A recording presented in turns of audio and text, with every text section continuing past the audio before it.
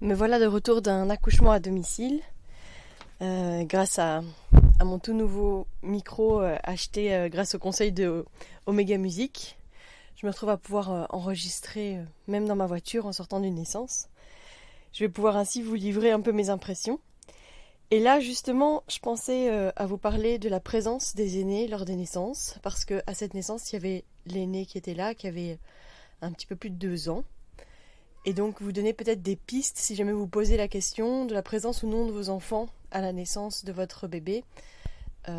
Et vous donner peut-être quelques pistes sur comment préparer les choses, qu'est-ce qui est nécessaire, pourquoi est-ce que c'est peut-être pas une bonne idée, ou peut-être pourquoi est-ce que c'est possible si jamais il y a des choses qui sont aménagées.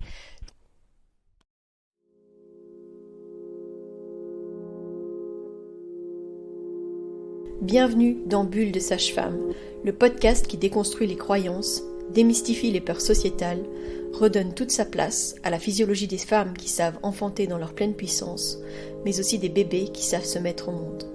Ici, vous profiterez de l'expertise de sages-femmes pratiquant en dehors des hôpitaux, des accouchements à domicile ou en maison de naissance. Nous souhaitons que vous trouviez les outils, les informations pour que vous puissiez être les acteurs de la naissance de votre bébé, et ce quel que soit le lieu où vous avez décidé de l'accueillir.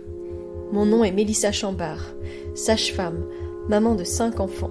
À chaque épisode, je vous partagerai mes astuces, mes bons plans, mon expertise, des anecdotes, mais aussi des témoignages de parents, de sages-femmes et des rencontres inspirantes autour de la périnatalité, dans la bienveillance, la force, la puissance. Allez, vas-y.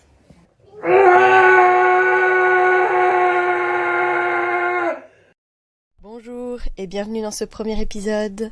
Donc souvent, quand les parents choisissent d'accoucher à domicile ou en maison de naissance, il arrive assez régulièrement, quand ils ont des aînés, que la question qui se pose, c'est est-ce que les enfants seront présents ou non à la naissance ? La plupart du temps, les proches trouvent ça en général assez malsain, parfois même le conjoint, et donc on est là pour justement parler, démystifier et expliquer en quoi est-ce que ça peut être potentiellement possible. Mais donc c'est important quand même de se questionner sur pourquoi est-ce qu'on a cette vision du fait que ce soit pas une bonne idée pour les enfants d'être présents. Je pense que c'est clairement parce qu'on voit la naissance comme quelque chose de traumatisant, quelque chose de très médicalisé. Je me souviens d'une patiente qui est arrivée assez tard dans son suivi pour un accouchement à domicile, parce que justement, en fin de grossesse, elle a parlé avec son gynéco du fait qu'elle voulait que sa fille soit présente pour la naissance. Évidemment, le gynéco la regardait avec des gros yeux en disant avec quoi est-ce que vous venez là ? Non, c'est pas possible, les enfants ils ont rien à faire en salle de naissance, non quoi. Et c'est vrai que si on s'imagine dans une situation où on intervient fort médicalement, où on a une femme, imaginons, en position gynécologique avec un médecin qui doit faire une ventouse ou je ne sais quoi, clairement, on n'a pas envie qu'il y ait un enfant qui soit présent à ce moment-là et qui voit la scène dans toute sa violence, dans toute sa... le côté assez sanglant qu'il peut y avoir, quoi. Donc clairement, c'est quelque chose qui se prépare. Et donc oui, cette femme, elle est arrivée assez tard dans le suivi pour un accouchement à domicile parce que elle s'est rendue compte assez tardivement, en fait, que c'était quelque chose qui n'était pas possible. C'est-à-dire que dans son... intimement, elle pensait clairement que c'était possible que son enfant soit présent au moment de la naissance de sa petite sœur. Et donc, quand elle est arrivée chez moi, évidemment, je lui ai dit oui, bien sûr, c'est possible.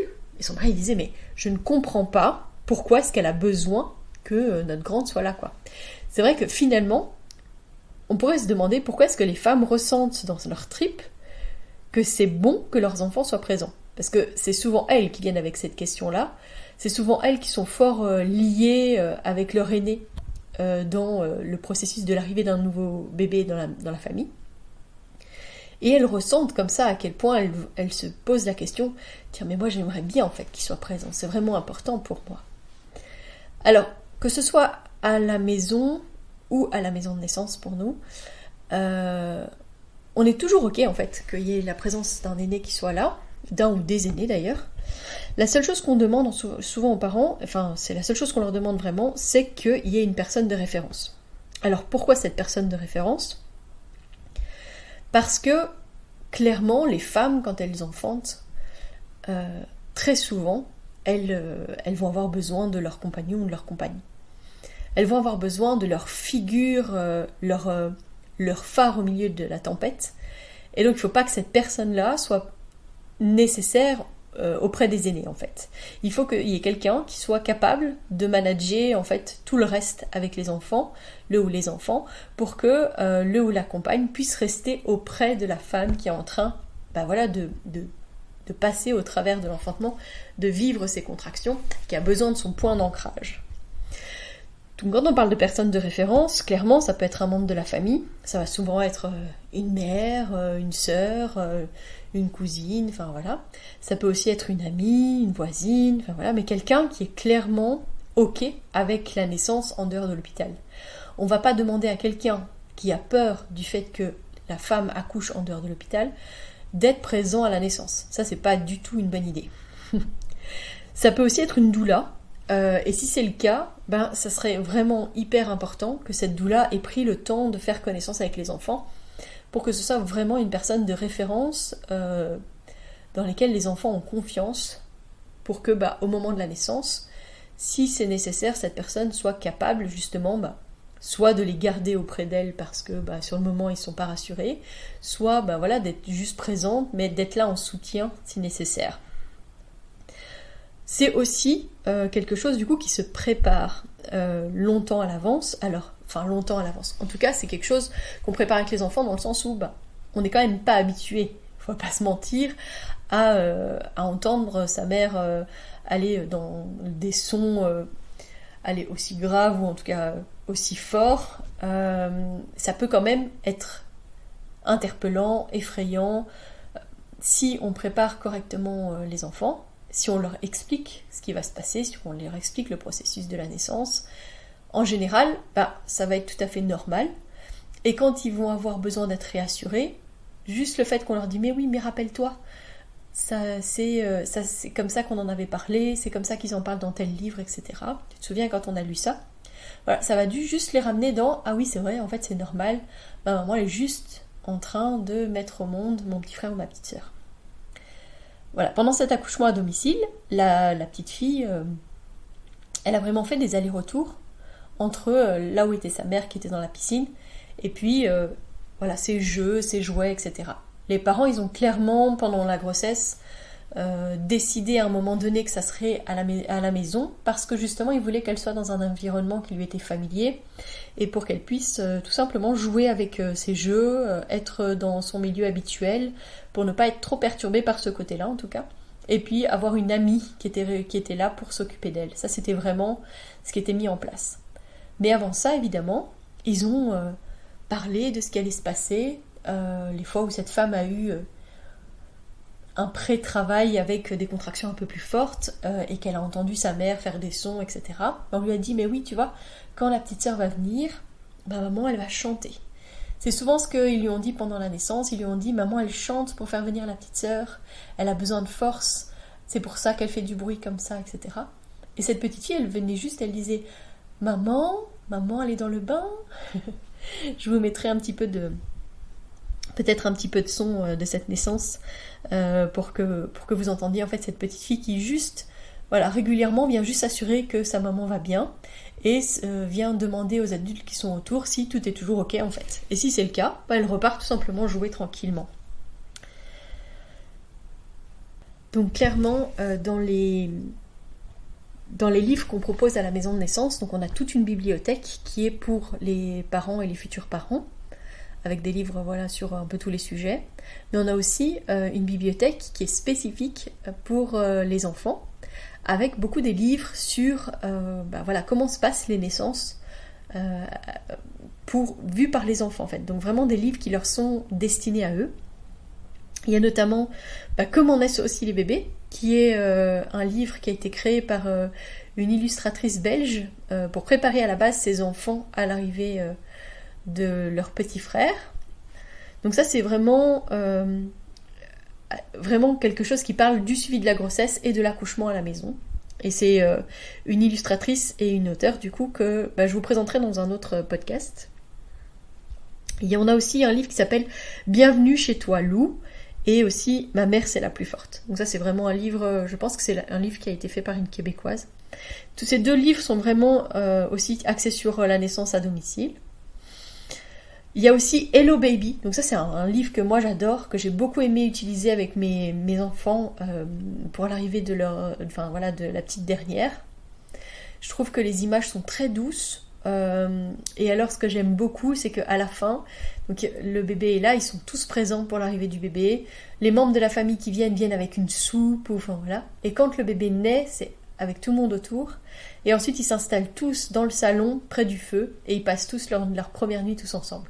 Moi c'est quelque chose qui m'a énormément marqué, et que j'ai trouvé vraiment extraordinaire. Donc c'est un livre qui est en anglais, mais que voilà, on a traduit pour qu'il puisse être utilisable par les familles, même si elles ne parlent pas anglais. Dans les naissances, moi j'ai eu des expériences différentes.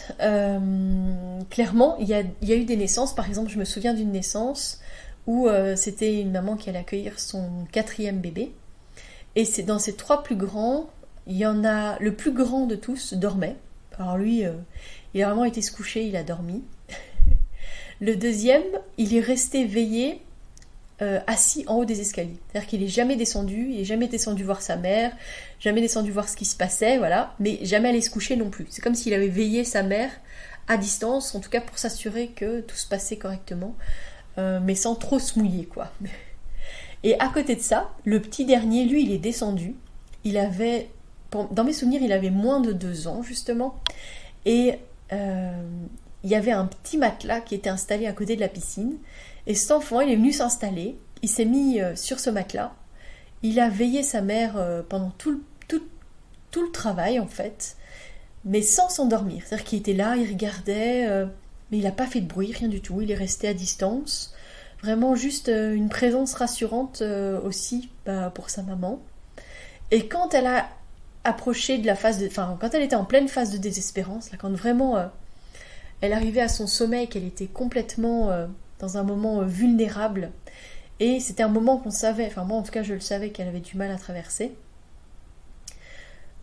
cet enfant il est venu mettre sa main sur la main de sa mère, vraiment en mode tout va bien se passer maman quoi. Il est resté là, et il est resté jusqu'à la naissance de sa sœur, mais sans rien dire, sans parler, et sans finalement avoir besoin non plus que moi j'intervienne quoi. Il a vraiment été là, c'était oui c'est ça, une belle expérience, et surtout je pense pour lui aussi quelque chose de hyper enrichissant. Il avait été bien préparé et il était juste là pour veiller sur sa mère, en toute confiance, j'ai envie de dire.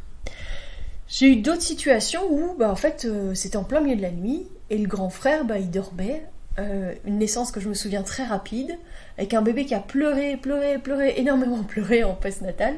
Et les parents qui avaient énormément peur que le plus grand se réveille, et finalement c'est au petit matin qu'il a découvert sa petite sœur, voilà. Donc ça c'est aussi des choses qui se passent. C'est que si jamais on est au milieu de la nuit, parfois il va pas se réveiller l'enfant, et puis il se réveillera avec un nouveau membre dans sa famille.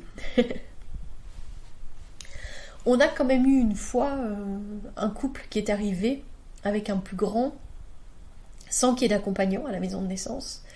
Et là, par contre, c'est vrai que ça a été un peu plus perturbant, parce que cet enfant, il faisait des allers-retours entre le bureau où j'avais essayé de l'installer, puis je lui avais mis un matelas dans la chambre pour qu'il puisse s'installer là, mais il avait une tablette pour essayer de regarder un film, je pense, et il passait son temps en fait à rentrer, à revenir, parce que ça ne fonctionnait pas correctement, donc il était pas bien inclus dans cette naissance, et...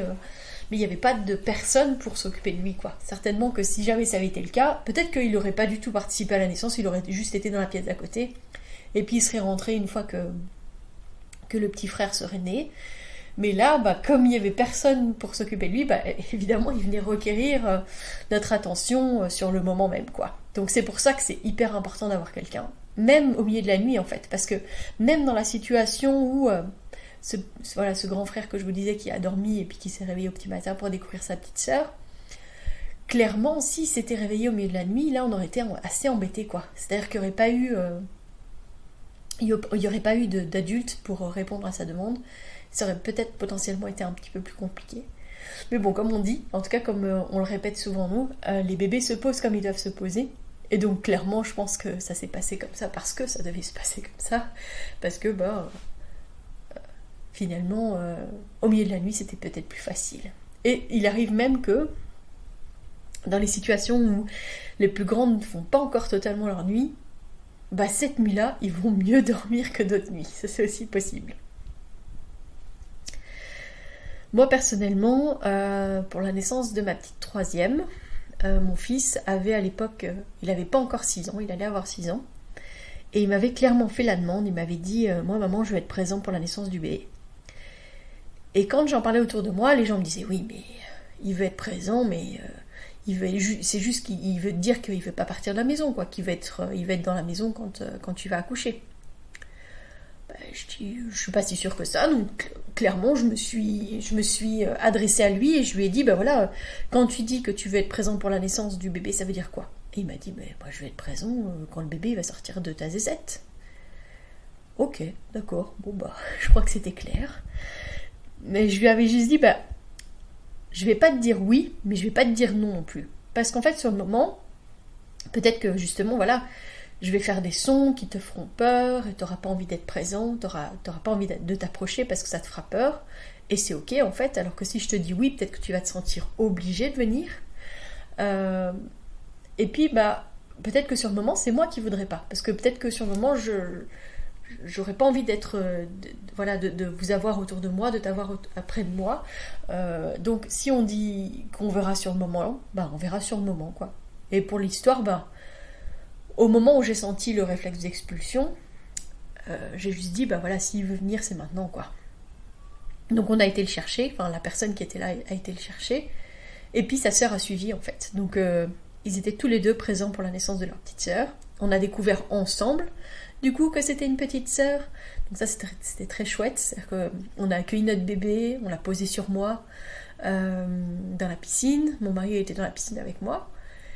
Et puis voilà, moi j'ai atterri, j'ai pas du tout pensé d'abord à regarder si c'était un petit frère ou une petite sœur, et puis on a juste dit tiens, on n'a pas regardé, est-ce que c'est un petit frère ou une petite sœur? Voilà, on était tous ensemble, les enfants étaient autour de la piscine, et puis voilà, on a découvert ensemble que c'était une petite sœur, et c'était très gai, et finalement c'est aussi mon fils qui a coupé le cordon, parce que voilà, ça tombait bien.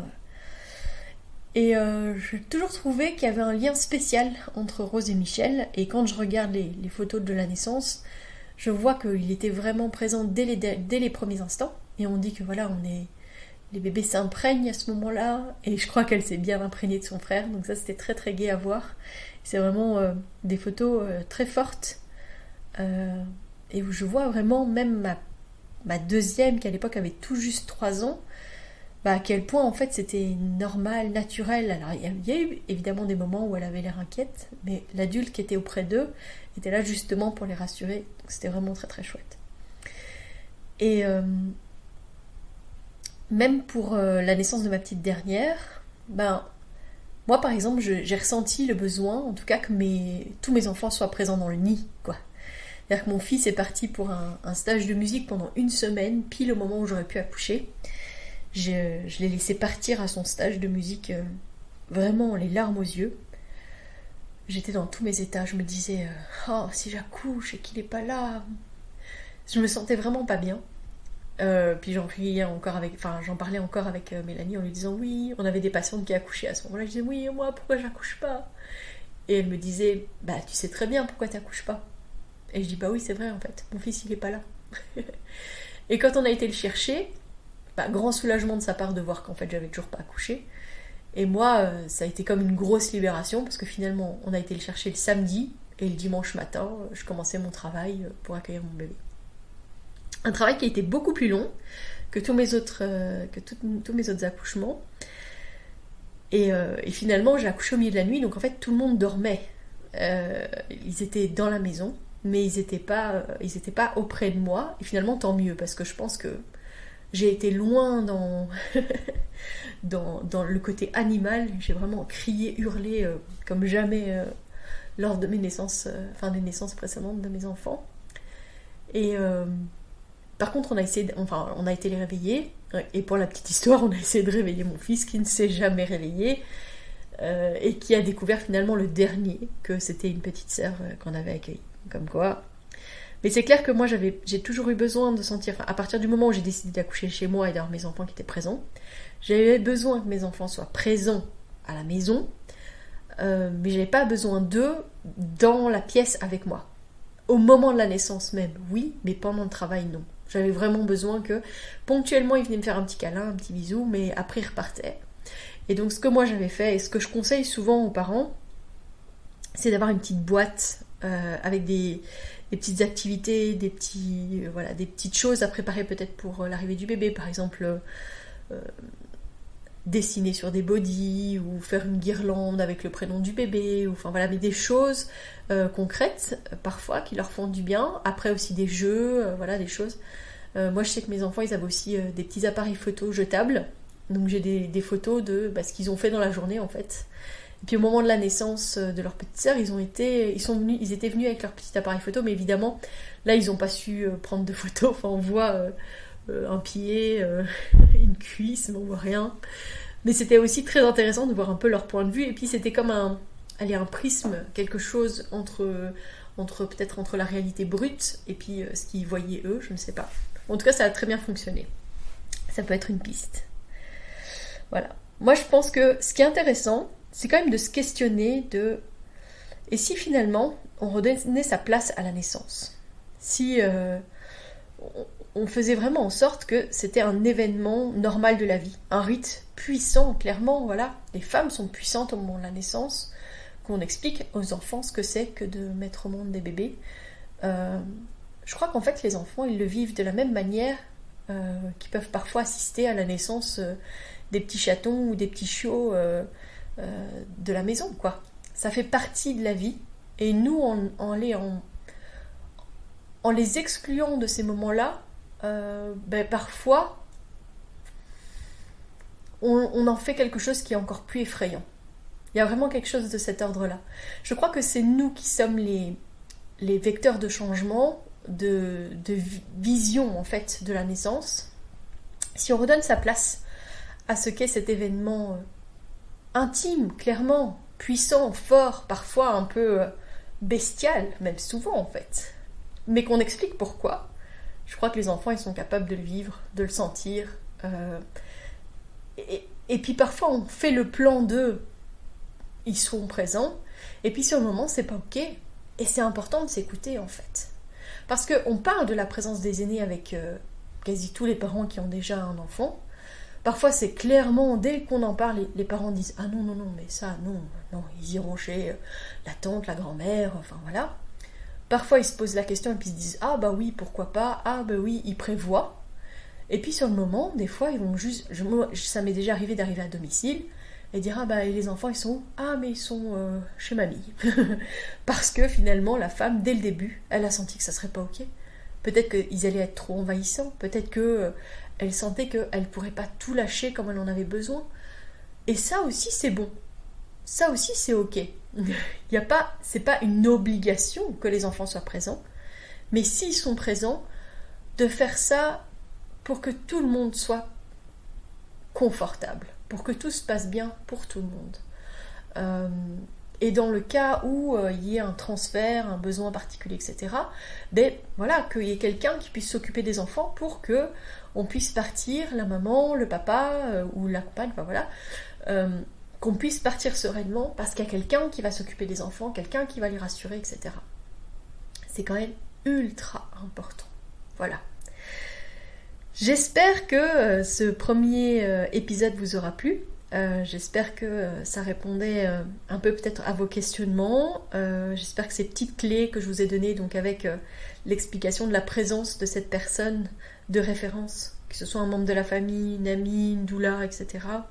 Le fait de bien préparer les enfants avec la lecture de certains livres, avec le fait de démystifier aussi ce que c'est qu'une naissance, parler clairement, enfin je veux dire, moi mon fils à l'époque il m'a parlé de zézette, évidemment que je lui ai ensuite dit mais en fait le bébé il sort par la vulve, il va passer par mon vagin et c'est au niveau de ma vulve que le bébé va sortir.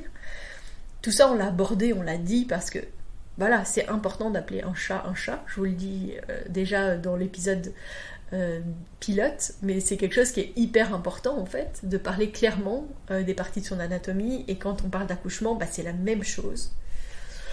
Donc voilà, j'espère que toutes ces petites pistes vous ont plu.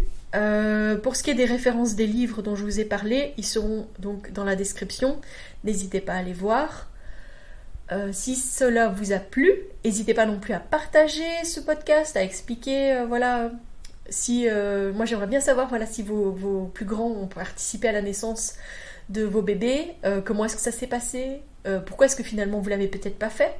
Voilà, n'hésitez pas à échanger. Moi je serais vraiment hyper intéressée de savoir un peu, peut-être quelles ont été vos astuces, comment est-ce que vous avez préparé vos enfants.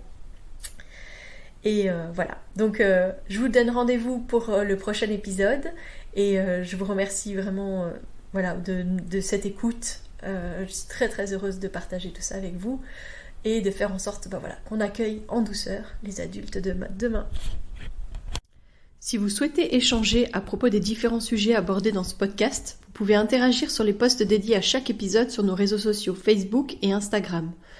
Vous pouvez également me joindre par email à melissa.chambard@gmail.com.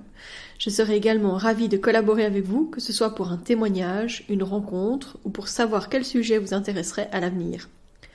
Je vous invite à vous abonner pour ne rien louper des prochains épisodes, mettre des étoiles, des commentaires et surtout à partager pour faire rayonner, voyager ce podcast, pour démystifier l'accouchement en dehors de l'hôpital, parler de ses suivis, de ses naissances et continuer à accueillir en douceur les adultes de demain.